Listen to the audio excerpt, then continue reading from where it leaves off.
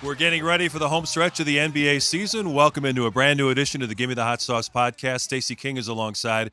Tim Kelley's got some high-level business dealings going on. I talked to him briefly before we started the show. He said, I'm going to try to get out there, but I got this big deal on the hook. I got a 2 o'clock call. I can't do it. So, we'll trudge on without him, right?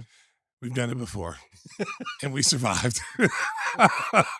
How was your All-Star break? Did you have any chance to relax a little bit? Yeah, man. I was just catching up on sleep and got a chance to watch my nephew play. Yeah, how's he doing? He's doing good. His team is struggling a little bit. He had 18 the other night against Lions. First game, they played Proviso West, and there was almost a brawl. Oh, no. Yeah, so guys left the bench from his team. Like 7 or 8 kids left the bench. They were like Really? three of them were starters, a couple of them were role players. So they had to play Lions with like 9th and 10th graders. They got suspended for a game? Got suspended for a game. Yeah, it was terrible, man. It was like, So tell the folks your nephew's name. He's playing for Oak Park River Forest, right? Yeah, Oak Park River Forest. He's a junior, Okoye King. It's his second game back because he had to sit out for transfers rules, and so he's been practicing and. He's one of the top players in Dallas, in Texas. So he came up here on a transfer. So he's enjoying himself. He's not liking losing, He's playing with a bunch of new kids that he's not used to playing with, but that's basketball. Basketball kind of unites everybody. So he had a good game, second game out. A lot more aggressive because he's more of a pass-first point guard. He's 6'5" point guard. So he's a pass-first, wants to get everybody involved. I had a little conversation with him. I needed to be more aggressive, look for your shot. So he did the next game. And so tonight they're playing, I think, Glenbard West, that won the state championship a year or two ago. They're playing them tonight, so I'm going to check them out. Yeah, when you're checking out this podcast, we are recording Tuesday afternoon, getting ready for the start of the remainder of the bowl season. 27 games left to go. 27, baby. Hey, Stacey's marking them off on his calendar. I'm in prison, baby. I'm in prison right now, baby. I'm being released. So Stacey will be heading to the airport on Wednesday to fly to New York. The first game is the Knicks at Madison Square Garden. And to help us figure out what's left for the rest of the season, what goals are left to accomplish, what are the priorities for the front office and the coaching staff, let's bring in the dean of Chicago Bulls beat reporters, our good buddy Casey Johnson. You can check him out during the games, doing sidelines with Stacey and Adam. Does fantastic work for CHSN. Casey, thank you so much for joining us. We appreciate you making some time today. Well, what did you get accomplished on your break? Were you able to get away a little bit? 108 quarters. Not that I'm counting either. He's done the math. Yeah, I mean, just like Stacey, like the best part is during this, I'm not complaining. We have great jobs, but during the season, it's not your schedule. It's their schedule. And then you get to a break and it's your schedule. So you do what you want to do on your term, on your time. And so, yeah, a lot of relaxing, read a lot, played some guitar, saw some friends. It was a nice break. Nice break. Did Stacey talking about his nephew playing at Oak Park River Forest bring back any memories for you? Of course, you played on a great team at Evanston, right? Well, yeah, I did. But my not great regret, because your kids do what they do. That's their lives. But neither of my boys played basketball. I got a hockey player and a baseball player. So I'm not sure how that happened. So, yeah, going to high school gyms is not part of my life. I kind of wish it was, but happy that my kids picked what they wanted to do. Yeah, it's pretty fun. I haven't been in high school. My kids played football and baseball as well. So to go back in a high school gym and the energy of the crowd and the band and all that stuff just brings back memories when you were in high school, when I was in high school. And it's fun to watch. It's, I'm not a big fan of sitting on those hard ass bleachers, but but it was good watching the kids play. And I watch so much basketball at the pro level.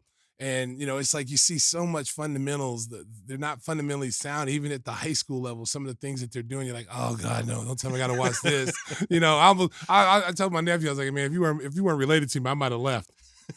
Because I don't like seeing bad basketball. I got to see hey, Casey, I got to see it a lot on a nightly basis, baby. And, it's not fun. And when you see it at the high school level, because the high school kids want to emulate pros. They want to shoot threes. They want to do all the ball handling. The simple two-hand chest pass, bounce pass, make the easy play. That's no longer at the high school level. Everybody wants to be an NBA player. They emulate the players. So do you roll in there with like security? Stay away from Mr. King. No. You know what I do is I'm a normal dude, man. I just go straight up to the top. Wherever it is, I just go straight to the top and then just kind of hide in the corner and blend in because I don't want to put any pressure on my nephew. So I just kind of chill. Now, the first night I was my friends met me there. And I told them they didn't follow the plan. I said, get us a seat up top. they got us a seat right in the heart of like you the don't want that. Proviso Yeah. West crowd, because at Oak Park River Forest High School, they put both fans on the same side. They don't separate them, which is weird. Yeah, it is weird. It's weird. And I was like, what kind of place is this? So I'm in the Proviso West, and everybody knew who I was. They're like, who's he here for? I was just keeping them down low. And then once they found my nephew played, then it was like, it was them against me. It was like we were playing. Every time one of their kids scored, they look up at me. I'm like, dude, it's not that serious, bro. Like, turn back around, watch your kid, enjoy the game. Don't make this personal. It's not personal with me. Stacey going back in the time machine, experiencing all those hot rivalries. I'm ready to get out of the portal, baby. Stay at home on my nights off, baby.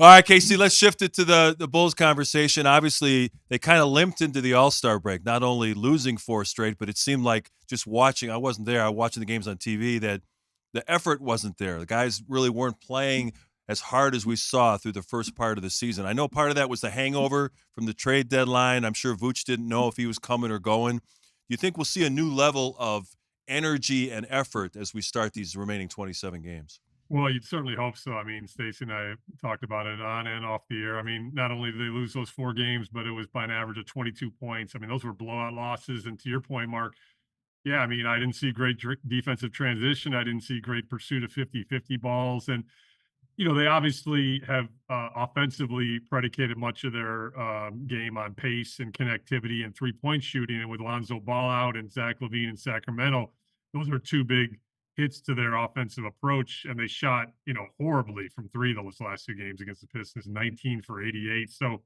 you'd like to think a break will help everybody. I mean, you've got Herter and Trey Jones now in the rotation, so guys are playing with different people. Lonzo, as a connecting piece, was out with illness. He'll be back.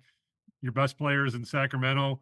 So it's going to, I think, be pretty rough these last 27 games, but you certainly hope that it will be better than what we saw those last 4 games before the All-Star break. Well, when me and Adam talk about KC is the the continued development of the younger players. I mean, Modest has got to, in my opinion, I'm playing until his tongue falls out. I mean, he's got to play 30-plus minutes the rest of the way. Let him develop, move him around, let him play some small forward, put a big lineup out there. Get a little creative with the lineups. You know what I'm saying? Because, you could play him at the 3, Patrick at the 4, Vooch or Jalen Smith at the 5. You got so many different combinations from that 3, 4, and 5 spot that you can be big, you can be small, you can be versatile. I'd like to see Billy be a little bit more creative with the lineup instead of trotting out 4 guards to start the game, and then you find yourself getting out rebounded, giving up second chance points, and then you find yourself in big holes. Yeah, I mean, he's clearly leaned into that 4-guard lineup.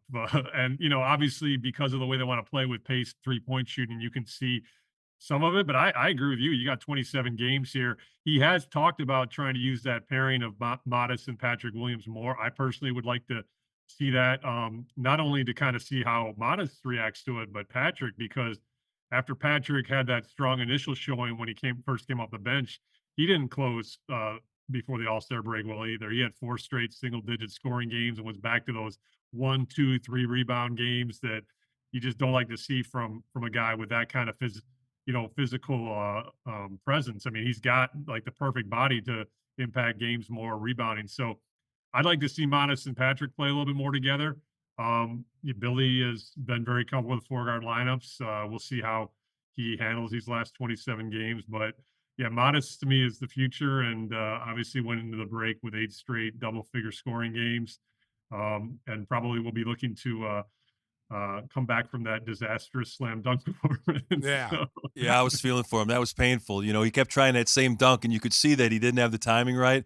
The announcers were trying to make excuses for him. Oh, that ball doesn't have enough air in it. I mean, he was just incredibly nervous. I felt for him. How did you feel watching that? yeah, I didn't see live. I just saw the highlights. So if I was watching live, I'd probably be feeling for him. But he went there with a lot of confidence, and you got to perform. So I personally think that he's a guy that takes ownership of those things and looks inward. And I know we're just talking about a dunk contest, but that's what's defined as rookie season. When I asked him about not initially making the Rising Stars Challenge, we were up in Toronto. He said, "I need to be better." He didn't say anything about, well, if I had more playing time, I'd be in that game. He just said, I need to be better. So I like that about that kid. That's why I can say it was a disastrous showing in the All-Star Dunk Contest, because he wants it real. He's about ownership. He's about accountability. And I think that bodes well for his future in this league. When you look at the trade deadline, and you know, I'm just perplexed. We said last week on the show, it's almost like teams don't want to deal with the Bulls for whatever reason. You got Zach LaVine, you've got DeMar DeRozan, you got Alex Caruso. I said last week, I said if those guys were on anybody else's team, they might have garnered some first round picks. I don't know if that's true or not, but I have a strong feeling that they would. And if Lonzo Ball, Casey, can be offered a first round pick, a guy who hadn't played in 2.5 years, and you don't really know because he's not playing full, back to back games. He's not playing. He's still under restricted minutes, but he garnered a first round pick. I just find it hard to believe that those other guys couldn't get, even if it were late first round picks. Yeah, I mean, management's take on that, at least in the Zach part of that equation, would be that in their minds they kind of did get a first round pick back because I know people will say, well, they just got their own first round pick back, but by removing the protections and getting certainty of that 2025 pick, you could have closed the year poorly, but then the protections just would have shifted to next season. So in essence, they did get a first round pick kind of for Zach by getting their own back and just having clarity moving forward. They have all their own first round picks. The Caruso one we talked about a lot at the time. I mean, certainly you'd like to think with OKC's stable of draft picks, you'd get some draft capital on that deal. The what I was told about that negotiation was that OKC said, look, Josh Giddey started 79, 80 games for the number one seed in the West, so to in OKC's mind, they were giving up a player of equal value to Alex Caruso. But yeah, I mean, the Lonzo thing got a lot of buzz. I was told there are a lot of different iterations of those conversations. And in the main one where a team offered a first round pick, which would have been a late first round pick, they asked for a second round pick back. So basically, you're giving up just, a certain number of draft picks from early second to late first and doubling the money because, it'd probably be a bad long-term contract, double what Lonzo's making. So I don't know. Here's the one thing we can all agree on. They need to hit on these draft picks now because Yeah. they have, certainly moved into a younger youth movement and they've got all their first round picks.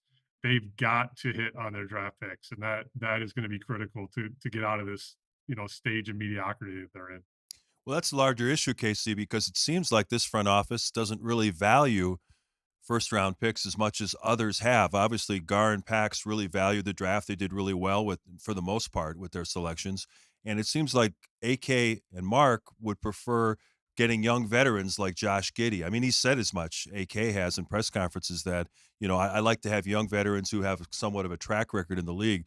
The other issue I wanted to ask you about was there was a report in The Athletic back in mid-December. John Hollinger, Sam Amick, they ranked the front offices around the league, and the Bulls were near the bottom of that. And one of the comments that came out of it was that teams don't like to deal with the Bulls because they aren't willing to close deals. They either want to change the terms of the deal late or they back out of it late. In your reporting and talking to executives around the league, have you found that there is this feeling that the Bulls front office is indecisive and can't close deals?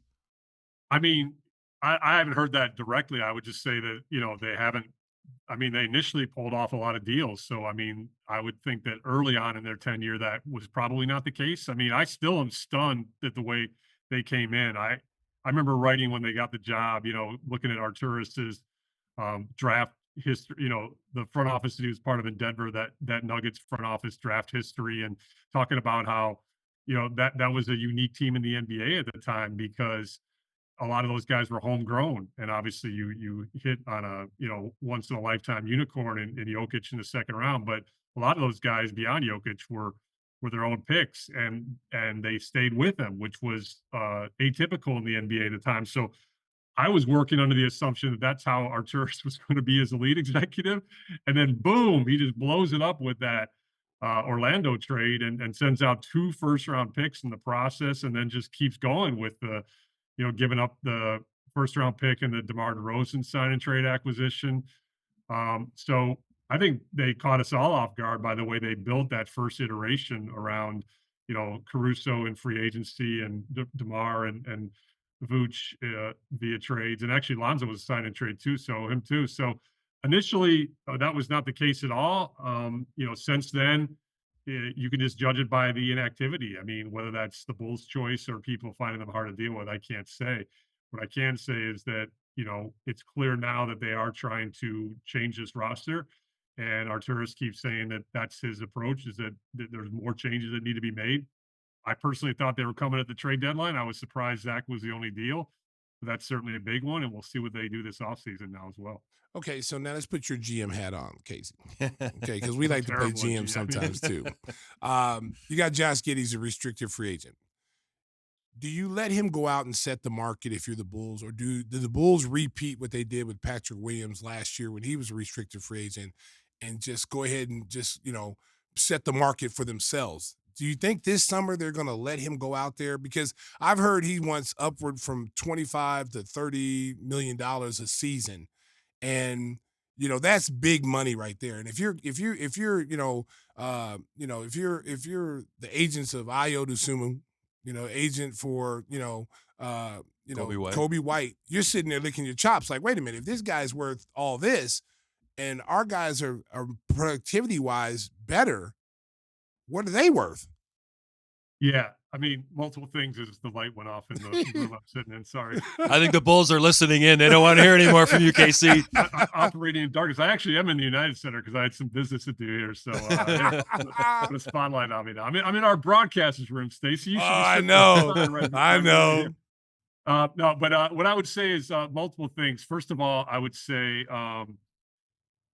for sure, I've actually reported that they learned from the Patrick Williams situation that they can't bid against themselves, and that was internally. There's been some angst. Not so much. I still maintain $18 million annually, especially with the rising salary cap, is not prohibitive at all. Even if he ends up being like a good reserve, that's not to me a bad contract. What I think was the problem with that negotiation was giving him 5 years and a player option. That to me, is you got to learn from that. So yes, I've been told that they are going to take more of a hardball approach with Giddey, and along those lines, there's just not a lot of teams that project to have cap space this summer, so they absolutely should play hardball. Giddey was the highest draft pick from his draft class not to reach terms on a contract extension. And it's well documented the person picked right ahead of him, Jalen Suggs, signed $30 million a year annually. So I'm sure that's what Giddey and his camp are looking for, somewhere in that neighborhood. And you can't do that even with the rising salary cap. I personally, I am bad at GMing. I did say that, but I do have strong opinions about this. I personally think you can't get wedded to the fact that you traded Alex Caruso for this guy. And quite frankly, if an offer sheet blows you out of the water, you got to be prepared to let him walk. You cannot double down on mistakes. So I think you have to go in with an open mind this summer, set a number, set a line. And if it goes past that, you got to let go of the Caruso element to this and be prepared to let Josh Giddey walk, especially because you re-signed Lonzo Ball, who we were told that Josh Giddey was the replacement for Lonzo Ball. Now, again, Lonzo's not a frontline starter at this stage of his career, but you've already re-signed him, so you can't be paying too much for that one position, in my opinion.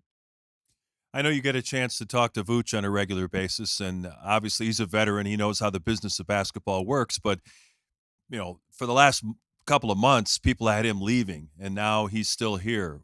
What were his conversations like in terms of, I know he said all the right things publicly, but do you think that he was affected by this and it may impact the relationship with the Bulls going forward? Oh, it's not going to impact his relationship with the Bulls. He totally gets that impact of the business or that element of the business of basketball. It did impact him on the court, and he's now admitting to that. And it wasn't so much for him, it was for the uncertainty for his family. And I'm glad he brought the human element into this, because I know fans don't want to hear that all the time, especially for people who are making upwards of $20 million. And he didn't bring it up from a sympathetic standpoint. He brought it up from a real standpoint. And that's real stuff, man. These people are human beings with families. He's got a young family. So it did impact him down the stretch. I think you certainly saw that by his play until that last game against the Pistons before the break. Those previous 4 games, he was totally not up to his standards. And you'd like to think you're going to see a better Vooch coming out of the break. But no, in terms of his relationship with the Bulls front office, he totally gets it. He's fine with that. He's been traded twice before. He admitted that it was impacting him from a personal standpoint because of his family. One of the things I said with this team as they're in transition, Vooch is still here. Vooch was the second leading scorer. Why doesn't Billy and the coaching staff lean more on him early in the games to get this team off to a good start, play through him a little bit more? I'm not saying he has to get 30 shots, but he's a willing passer. He reads defenses very well. How about them going to him if he's going to be here and you're going to play him? Why not utilize him and give him the opportunities to keep this team stable a little bit? And I know you would prefer to see that happen inside out Yes, because yes, because I hear you yes. every game.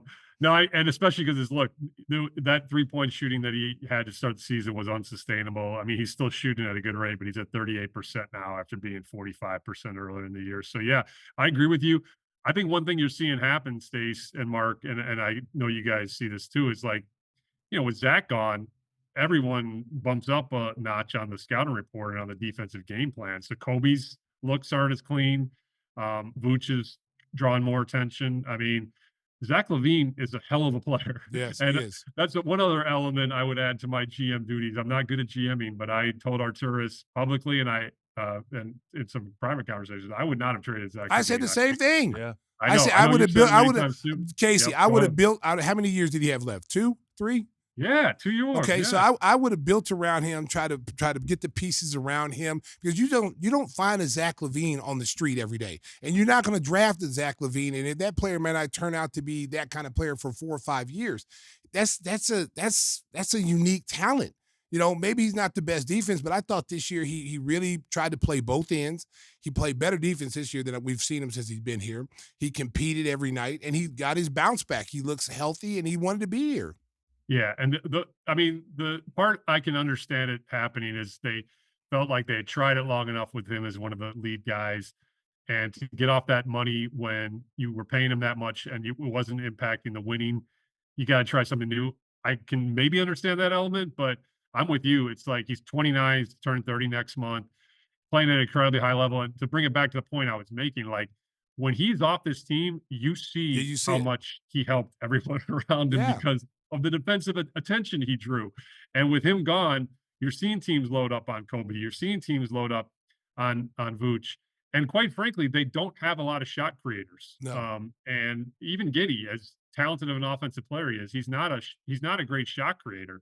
And with Zach gone, you've lost by far your best shot creator. And so I think you're going to see some rough offensive stretches over these final 27 games.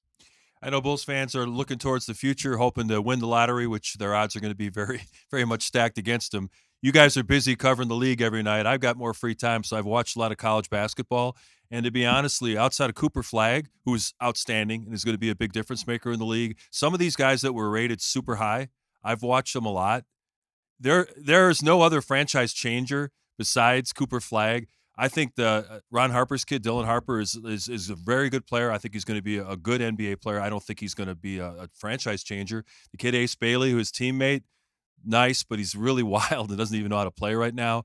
The kid from Illinois, Yakachonis, nice player. But once you get past Cooper Flagg, there's no saviors out there, and they're going to have to find a way somehow to bring a star in here to get this program going. I mean, it's a very difficult needle to thread. What do you think is going to be the main priority for this front office as we head into the draft and free agency this summer?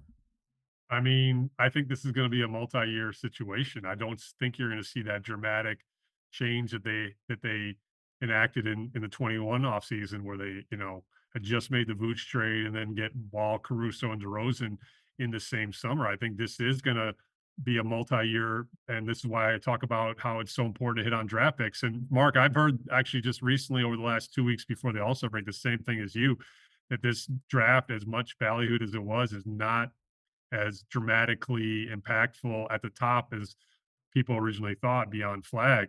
I actually have heard that the 2026 draft Right. early projections are that could be deeper and better than the 2025 draft. So in that regard, it is important that the Bulls control all their first round picks. But I mean, the way I see it, you got to be opportunistic. You got to look for unforeseen situations that can develop in the trade market. But I think this is going to be a little bumpy for a while. I think this is going to be a multi-year project, and it's going to really be contingent on them hitting on their draft picks. Well, Giannis, this is my take, Casey. This is my take. We tried a lot of different ways, and they didn't work. Okay, it looked like it was going to work when we got Lonzo and DeMar. That started off really, really good, and then with the injury to Lonzo, the Titanic sank. Okay, so now it's time to do like these other teams have done. Orlando's built through the draft, Detroit's built through the draft, Cleveland's built through the draft, and now they're reaping the benefits of getting their butts kicked for 2 or 3 years, able to get the right free agents to come in and play. And you look at all those teams now; those teams are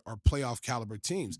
I think if the importance for the Bulls right now is continue to develop their talent, start utilizing the draft to get the best players that you can possibly get. So if we get Cooper Flag next year and the basketball gods favor us like they did Derrick Rose, and we get that kind of player, you pair him up with Modest, and you keep building through the draft until you get to the point where you say, okay, we save some money here now, we can go out and get us a superstar player. And maybe a guy like Giannis, who said he wants to be in a bigger city, wants to come here and play in Chicago, right up the road. We got a great Greek community here.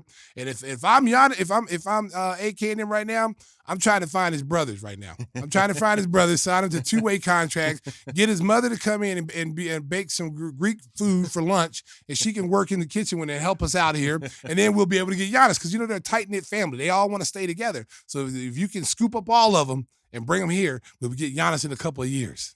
See, there you go. Stacey's being creative. I like it. Yes. But all seriousness, like I'm glad you brought up the Pistons because I think one thing we have to start wrapping our brain around that there's enough evidence with AK is he does like keeping some veterans around. You see that again, borne out with the Lonzo Ball re-signing. And he, you've heard him talk about, as Mark said, targeting young players with experience. Like the difference is like with Detroit. To me, they really hit on a lot of their draft picks. And right now, I've not seen enough evidence in recent first-round picks like Dalen Terry, Patrick Williams, where you have as much confidence in those guys. Can it happen still? Sure. You don't rule out young players in development stages because they all develop at different paths. But I would say that. But like you talk about Detroit, like I thought Tobias Harris was like the perfect addition for that team. And I'm glad he's getting his flowers as like a guy. Yeah, I'm glad he's getting his flowers as a guy that really can impact winning because he is, to me, just perfect for that team. And I think their story is one of the best in the league this year. So that, given that AK likes to keep veterans around, that may be one example to follow. And again, it comes back to what I keep saying. You got to hit on draft picks because to this point, the Bulls have been hit or miss in that regard. And you got to show patience a little bit. You got to show some patience. I think if you explain to your fan base, because I think the fan base is getting so frustrated with what direction are we going. We're 1 foot over here, 1 foot out here. The fan base is really starting to get a little frustrated. It's like, pick a side. If we're going to rebuild, let's rebuild. If we're going to go for it, let's go for it. And I think if you're honest with them and say, hey, look, this is our game plan for the next 3-4 years. We're going to build through the draft. We're going to look at free agency. If we can find the right free agent, we'll bring them here. But right now, our model is to build towards the future with younger talent and try to go on the same kind of playbook that Cleveland went on, Orlando's gone on, and then what Detroit is going to. Because you remember, Detroit last year lost 28 games in a row. Just last year. They were terrible last year. But what happened was their younger kids kept developing. They kept playing. They got their brains beat in every single night, but they competed. And there's guys on that team that are winners. Cade Cunningham is a winner. He's not going to settle just getting our butts kicked. The kid Ivy from Purdue, he's a winner. Duran is a winner. These guys are winning guys. They got their butts kicked. They learned. They came out. Now you put the right veterans around them, like a Tobias Harris, who's underrated. Guys talk, what is he? He plays the same way everywhere he goes. He's going to get you a double-double. He's going to be good in the locker room, and he's going to lead by example. So that's what the Bulls playbook should be a little bit. Yeah, I agree with you. Where do you stand on like some of the young players though? Like Dalen Terry would be one example. Okay, let me put my coach's hat on now. I went from the GM to the coaches now. So, this is just my opinion. You got to get Patrick Williams first of all and Dalen Terry. I believe they can still be viable players on this team. You've got to unlock them. I call Patrick Williams a Rubik's Cube. Just when you think you got the colors right, then all of a sudden you got one side you still got to do. You're like, damn, I got to redo it again. That's Patrick Williams because he's shown flashes of what he can do when the other guys, he doesn't have to defer. He doesn't have to defer to like Zach and DeMar. He can really get off. I think you got to run plays for him. I think you got to put him in pick and rolls. Here's something I've seen what they've done with Modest that they used to do with Patrick. Modest now is playing a pick and roll situation with Vooch. That's the same thing they did about 2 or 3 years ago with Patrick in Milwaukee in the playoff series that caused Milwaukee problems defensively with Giannis and Lopez. And then Billy has never gone back to it ever again. Just put it in a trunk and says, we're not doing it again. You got to incorporate him now and put him in some place. Dalen Terry, here's what I would say with Dalen Terry. This is what I would tell Dalen Terry. You're going to be my Marcus Smart. You're going to be my jack of all trades. You're going to be able to guard anybody from 1 to 4, okay? You're going to run transition. You're going to get out on a break. You're going to finish. You're going to hit open shots. But your main thing is going to be a defensive stopper. If I need you to go out there and guard Luka and slow him down, you got him. If I tell you I want you to go guard Giannis, you go out there and do it and take pride in that and give him a role, a defined role, and then he can go out there and play that role. But right now, no one really has roles. It's like anybody can shoot when they want to shoot. I'm 28% 3-point shooter. Oh, you can shoot anytime you want. No, you got roles. You got to have roles and defined roles, especially kids coming off the bench. And when they show you they're comfortable in that role, then you can give them a little bit more. But let's master this role first, and then we'll go somewhere else afterwards. What do you think about that? Yeah, I mean, I certainly think it starts at the defensive end with him because obviously he's got length, he's got activity, he plays hard. I will give him that. Yes, he does. I just, at some point you got to, as I said before, guys develop at different paces, obviously. At some point you got to play him more just to see what you have. I mean, especially in a season right now where, to me, draft positioning is more important than play-in positioning. So I would just, I know it'd be hard for Billy and the coaching staff to take those L's, but I personally think that should be the priority down the stretch. Yes, letting guys I've said the same thing. Play through mistakes and see what you got. We're not trying to make the playoffs. If we make the playoffs by luck, we play hard and we hit shots, well, okay, great. But the main goal should be the development of these younger kids to see what we got. Who's worth keeping? Who's worth letting go, and maybe we can move for a second-round pick. Let's get out there and see what Dalen Terry can do. Let's go out there and see what Patrick and Modest can play together. Let's go and see that. Kobe, I believe, one of Kobe's problems this year, just not knowing his role. Not knowing his role, because you got so many guards on this roster. Everybody, you put 3-point guards down the roster, and you watch it, KC. Normally teams have one ball, designated ball handler. Anytime we get the ball, all 3 or 4 guards are like looking who's going to bring it up, and it slows the breakdown. It's like someone has to be definitive lead guard. Get that ball to him. I personally think Kobe slides into that Zach LaVine role. He's not the athlete that Zach is, but he can score in bunches and he can score in a hurry. Have him coming off single double screens, put him in situations where he can utilize his talents, what he can do. Like, he can attack the basket. He's 6'5". He's a big guard. He can guard, twos out there, and have him just, convert to be a combo guard. If we need you to bring the ball up, you can, but your main role is to fill the lane, get down there and get spotted up, and we're going to drive and we're going to kick it to you and knock it down. Let's go back on the other end and play defense. Yeah, I'm a big, Kobe's role has been jacked around. Hey, the lights are back on. They like what you're saying. They like again. what I said, oh baby. I don't know what's going on here, man. It probably is bugged. Might be Jim Boylan, baby. He might be here somewhere in the office, Casey's going baby. to the principal's office after this. Jim Boylan somewhere in there, baby. This is what I get for hanging around the United Center on an All-Star break. But no, I would say Kobe's role, as everyone knows, has been changed so much, and that to me has been the biggest adjustment for him. Is I feel like in his mind, he feel like, hey, I proved I can play on the ball last season, and then you trade for Josh Giddey. I personally think, he's obviously can be an elite catch and shooter. He's shooting a career high in attempts from 3-point range. With Giddey here, he's going to have to be in that role where he's playing more off the ball, unfortunately for him. But yeah, that's something you'd like to see down the stretch as well, especially like you said with Zach gone. All right, Casey, one more before I let you go. I know you got other responsibilities to take care of there today. Looking further down the road, in the trade for Zach LaVine, they had to match the money, so they got 3 players back. Trey Jones isn't expiring, but you've got money left for next season on the Kevin Huerter and Zach Collins deals. It seems like Billy really only is comfortable playing Trey Jones. I don't know if he really wants to use those other 2 guys. So looking ahead to the summer, I guess that would be of 26, you're going to have Kobe and Ayo looking for new money, right? Yes. how is that going to all come together? I guess a lot depends on what they do with Josh Giddey this summer, but they got a lot of decisions to make and a lot of balls to juggle. I'm just wondering how they're going to balance this all out. Yeah, and I brought up this possibility many times on our broadcast. I thought they might get out ahead of one of the Iowa or Kobe situations. Not to say that both aren't valued extremely in an internal fashion, because they are. But you got to have cap space to resign Yeah. those guys in the 2026, because they've outplayed their bargain extensions. So there's that 140% rule. So right now the Bulls, unless you have cap space, are prohibited from resigning them for more than 140% of their salary in 2025, 2026.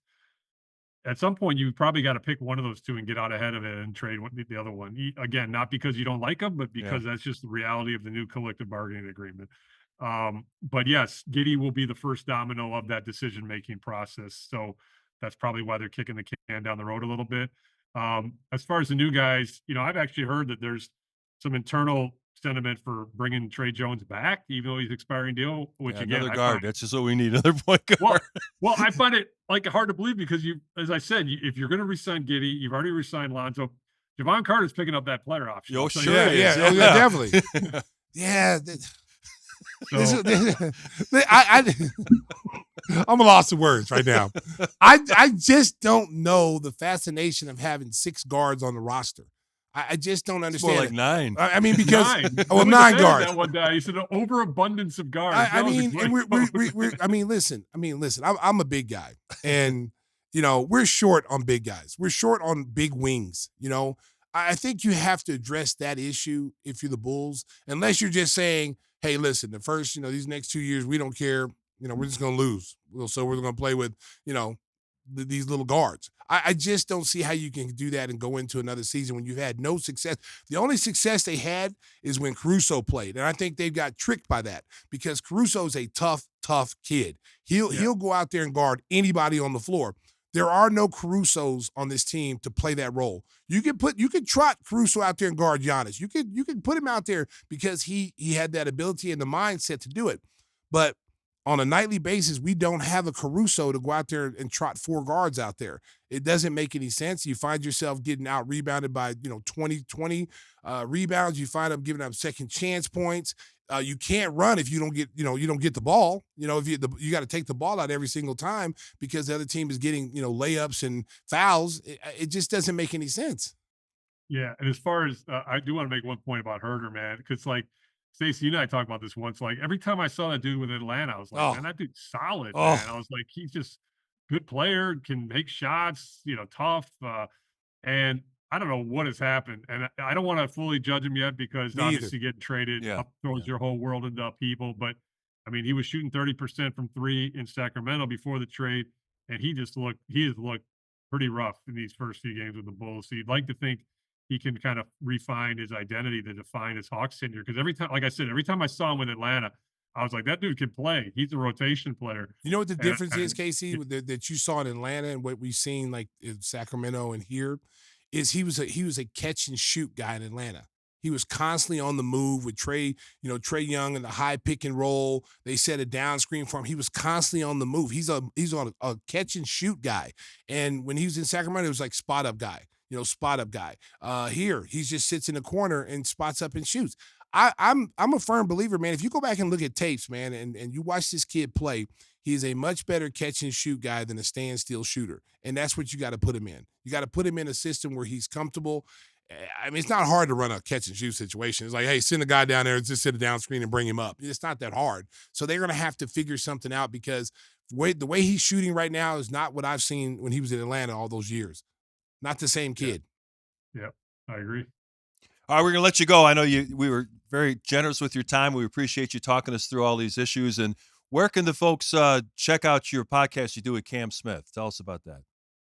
That's called By the Horns. And we're at every podcast availability as well. Cam Smith is the host, and Drew Stevens is on as well. So we do that through the Chicago Sports Network website and wherever you get your podcasts. And then otherwise, I'm the one trying to calm Stacey and Adam down.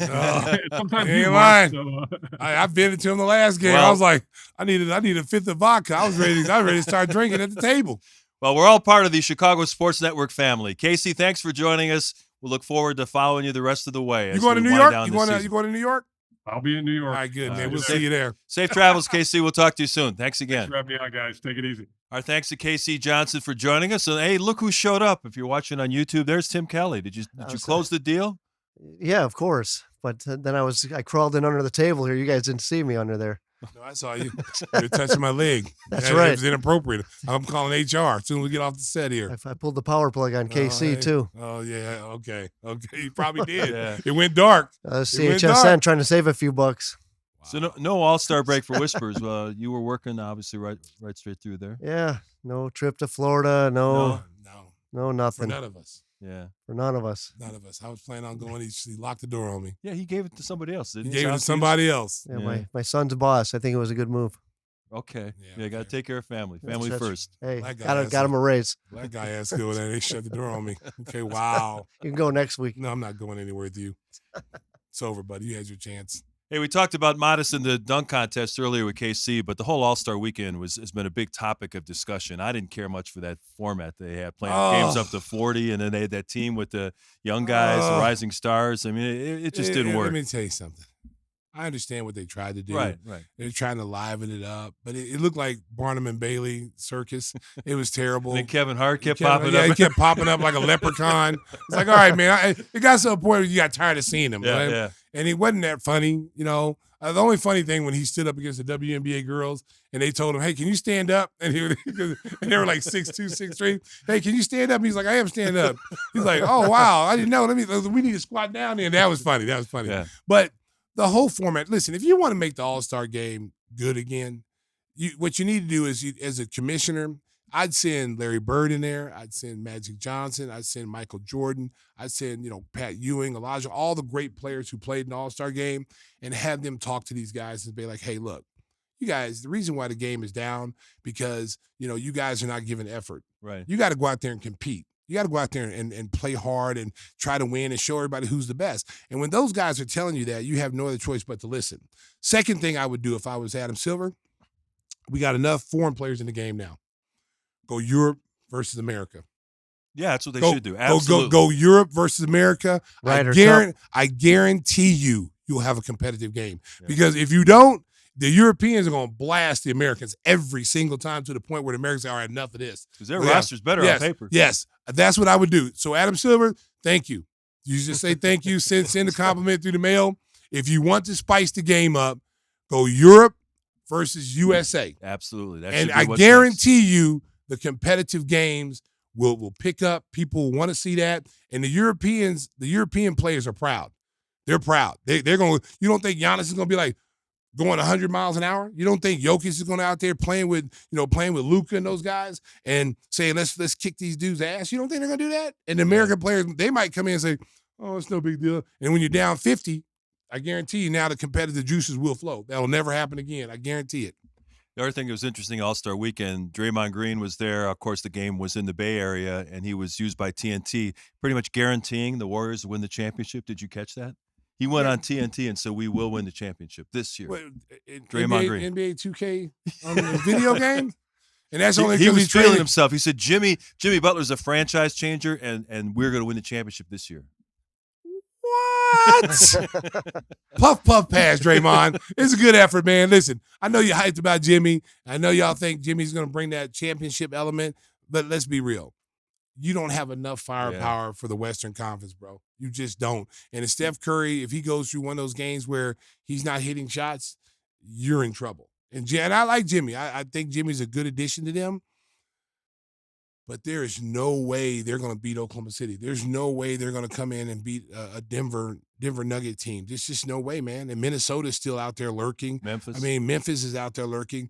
Phoenix. There is a bunch of alligators out there that I don't think he's thought about. And Lakers too. Lakers. And they're right now, I think, the 4th seed.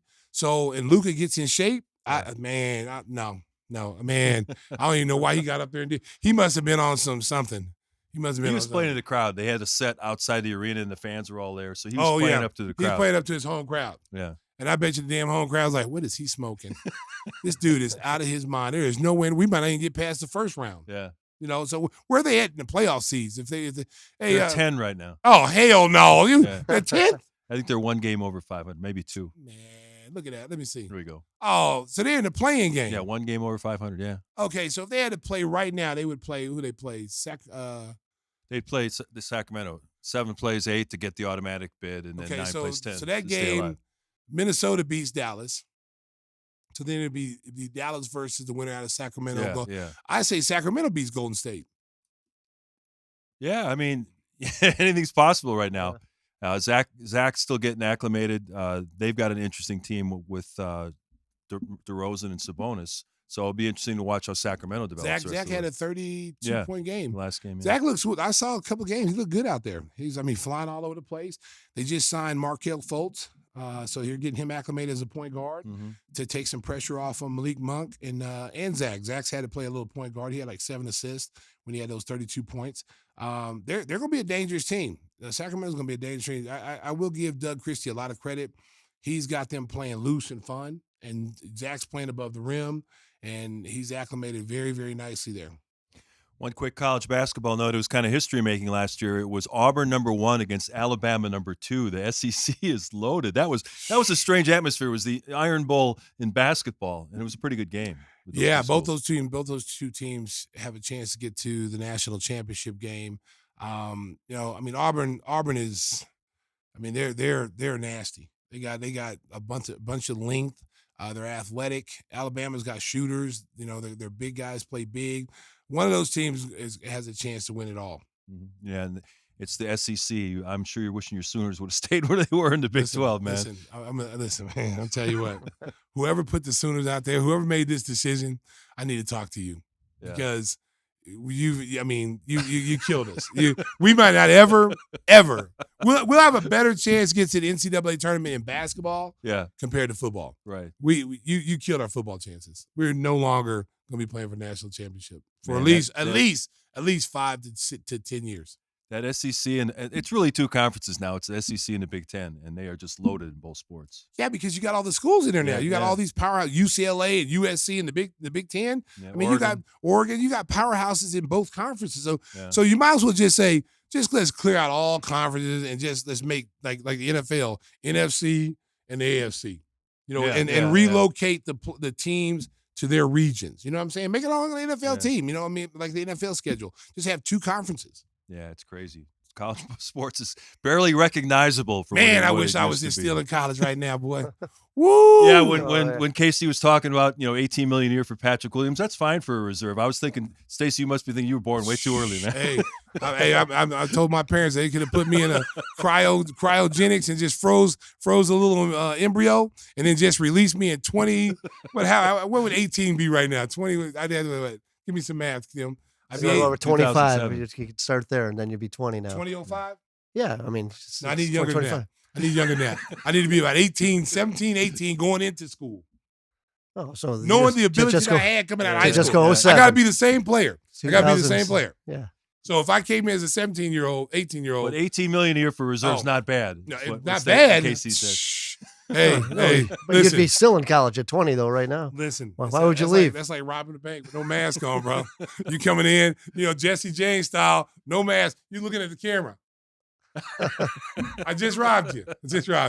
Oh man, these guys get paid. Listen, the problem is that the players are getting paid on potential, what they could potentially be, not what they're going to be. No one knows what they're going to be in the future. Right. All you can base it off of is where they are now and what you've seen them. You've seen what they can do. So you have to make a fair evaluation on a guy. You have to stay away from doubling down on things that if you know that you might have made a mistake, you can't double down on that. You see a lot of teams doing that when they're so determined to say we were right about somebody and they were really wrong. And so this summer, if you're the Bulls, you cannot bid against yourself with Josh Giddey. I like Josh Giddey. I think he's a good player. I think he's got to work on a few things like being more consistent, knocking down shots, and then defense. His defense has gotten better, but it still needs work. But there's no way in the world, from what I'm hearing, if Jalen Suggs got $30 million and that's where his agent wants to start at, man, I'd be like, if you can go get that on the open market, we might match it. But I think that's why they re-signed Lonzo, to put some pressure on him. Say we're not going to the top of the market. He's not. I don't think that kid has any pressure because what he has going for him, Mark, is he's 22, 23 years old, and he's been a starter in this league. And here's my thing: when Casey made the comment that Oklahoma City is telling the Bulls front office, "Hey, you got a guy that started 79 games."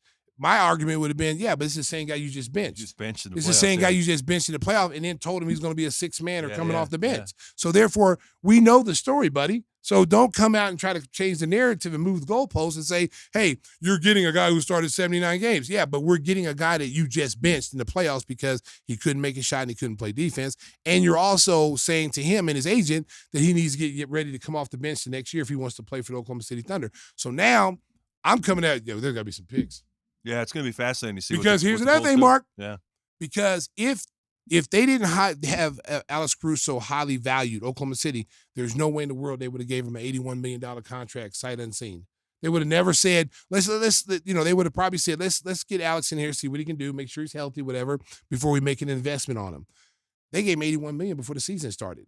Problem is, though, he's always hurt. He's hurt again. Well, hey, you know what? That's their fault, though. Yeah. That's see, they're probably thinking the Bulls, like, oh, y'all got us. We got you. so we two teams got each other. Yeah. There were warts on both packages that were exchanged there. There's no question. Before we tell you what we're watching and wrap things up, we almost forgot about our good buddy Jeff Vukovic. We didn't forget about you, Jeff. You do great work out there when it comes to treating everyone like royalty. Jeff is number one. He'll take care of all your insurance needs. Auto, home, and business. Nationwide agent, Jeff Vukovic. You can reach him at jeffvuk.com, jeffvuk.com. The phone number, 847-825-4783. And Stacey's got to get the vocal cords warmed up again for the remainder of the season. They might be out for the rest of the season. Nationwide is on your side. Hey, nicely done. Hey, breaking news. I just noticed this the other day. Season 3 of Reacher premieres Thursday on Prime. The preview looks good. Yeah, so for what we're watching, I've got the DVR. Hey, man, you got to watch that. It's a great show. Reacher is fantastic, and they're promising even more action in season 3. Yeah, it's going to be great series. It's a great series. Yeah. So what have you guys been watching lately? Did you watch the SNL 50 thing? I know it was right up against the All-Star game. There was a lot of good stuff in there. They tried to bring back a lot of these old sketches and the old musical acts. It was a trip down memory lane for a lot of people. The things they've accomplished. They brought Paul McCartney out at the end to kind of close it out. Well, they did in the news. They said they couldn't do Jeopardy again because if you go back and watch some of those, they're a bit controversial for today's market. Yeah. So I went back and watched about 10 of those. They are absolutely fantastic. Burt Reynolds and of course all the stuff that Sean Connery says about Trebek's mom. I mean every show is absolutely fantastic. Push the envelope. Great humor. Great humor. You guys see anything good lately on any of the streamers or what you've been watching? I saw Mufasa. Okay. The Lion King. Yeah. First time. I mean, listen, I've been waiting for it to come out. I didn't want to go to the movies and watch it because then, people are like, he's Mufasa, Lion King. Great movie. And it shows the ascension of Mufasa, how he became, the king. And if you watch the movie, you watch the original Lion King with James Earl Jones as, the voice, it never really tells you how he became king. He just woke up, he was a king, and then there's Simba. But this shows you the path of where he came from. And he wasn't royalty in the beginning. See, the kings have always been royalty. Lions have always been in the pride, and they've always had their father was the king and their father. He didn't come from a line of kings. And Scar did. Scar was the heir to the throne, and they weren't real brothers. See, people think they were real brothers. They weren't real brothers. That's all I can tell you right now. But it's a great movie. Check it out. Like Step Brothers, right? Yeah. Whispers. Yeah. Step Brothers, Loki and Thor. There's a lot of them. Yeah. You got anything for the folks? Lioness. I started binge watching that. Netflix. I think it's on Paramount and Showtime. Is it good? Fantastic. Another Taylor Sheridan creation, a lot of good and the action's intense. It's Nicole Kidman and the action star, real thin, pretty black girl. I don't know. She might be Colombian. Zoe. Zendana. Yeah, Zendana. Okay. Yeah, thank you. Yeah. That's. Look at Cisco quickly getting Man, that is that graphic fast? up. Good work, Cisco. But that is some high that. action. Oh, you got Morgan Freeman in there? Yeah, Morgan Oh, Freeman. you guys would love that if you haven't seen it. I mean, Okay. it's Morgan Freeman's in excellent. there. Okay, I gotta see Morgan Freeman. That's my guy. Yeah, he hasn't shown up yet, though. I mean, I think I'm in might be episode asleep. 6 or whatever, but I'm sure he's going to pop up he somewhere. might be- He's not even in the credits, but you see him in every, Yeah. even in the video preview. He's there. Like, oh, well, all right, might where be is he? asleep, though. He might be asleep.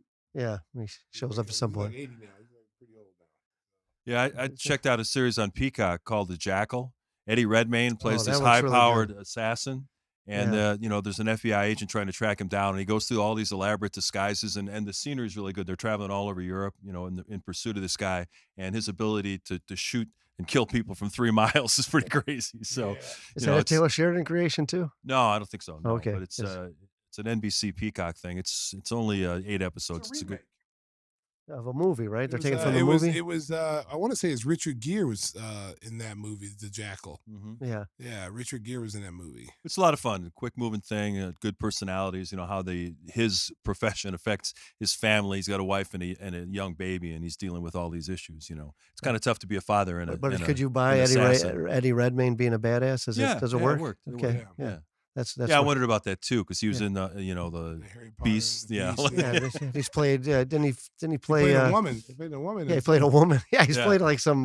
Yeah, it was tough to cross that line. I mean, to being a badass, Wow. to being a God tough missed guy. it. That's what I'm God saying. missed the Oh, there first you go. segment. You go right There he is there. right there. Come here. He's killing it. Hey, Bruce look at Willis. Cisco, man. He is Cisco's killing it on there. fire Look at today. this guy.